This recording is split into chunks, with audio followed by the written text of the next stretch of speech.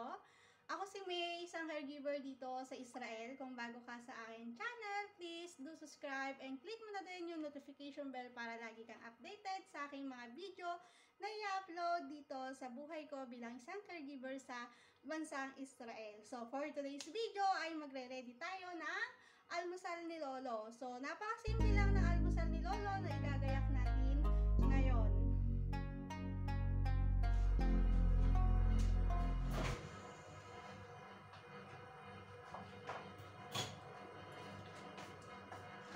Hi! Kamusta kayo?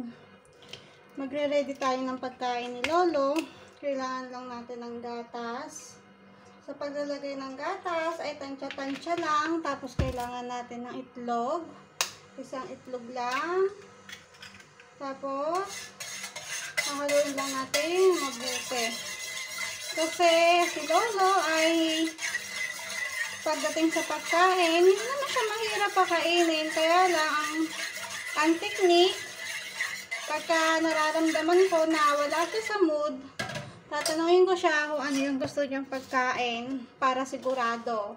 Para hindi siya makakaangal. Kasi minsan, nakaredy na ang pagkain, sasabihin niya ayaw. Tapos panibago. Hindi ko naman kakainin. Kasi iba yung pagkain ko.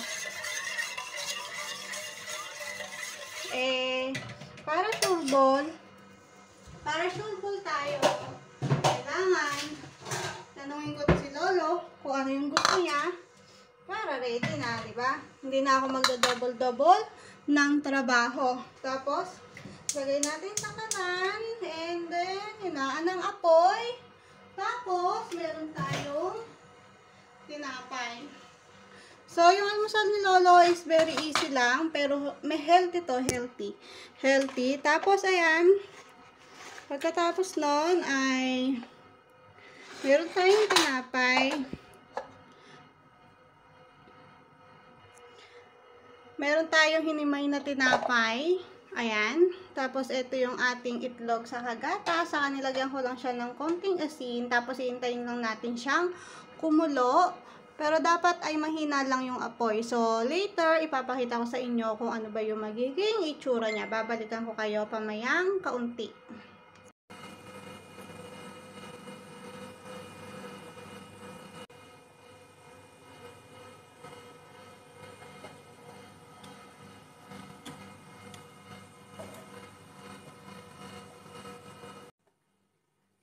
Kailangan lang natin halu-haluin yung itlog saka yung gatas hanggang sa makita natin at matansya na luto na siya. Ang tawag dito sa almusal na to ay samne. So, hindi ko alam sa iba kung anong tawag. Ayan, pagka ganyan na siya, ay pwede na natin ilagay yung ating tinapay. Ayan, so okay na siya. Kaya ilalagay na natin yung ating tinapay. Tapos, hahaluin lang natin siya na hahaluin hanggang ma-absorb ng tinapay yung gatas. Tapos, hahaluin lang natin ang hahaluin yung gatas, itlog, saka yung tinapay, pa hanggang sa ma-absorb ng tinapay yung gatas, saka yung itlog. Tapos, okay na siya. Ito, ano to, dairy cream siya, na talagang napaka-healthy nito. Kumbaga, ito yung talagang habol ni Lolo. Healthy to. Ako lang din gumagawa nito. Lalagyan natin siya, tapos tansya-tansya lang. Tansya-tansya lang din yung paglalagay. Ang tagal ko nang ginagawa, kaya kumbaga master ko na. So, ayun lang. Bibigay ko na rin kay Lolo. Tapos, ito yung pinaka-pinali natin. Kailangan, ilagyan ko siya ng isang kutsarang honeybee. Yan yung pinaka-the best talaga na panglasa. At talaga namang napaka-healthy ng pagkain na ito ni Lolo. Simple lang.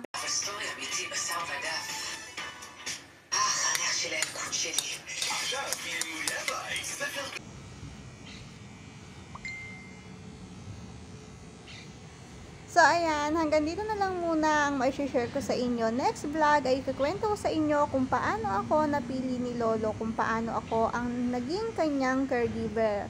So, hanggang dito na lang muna. Bye!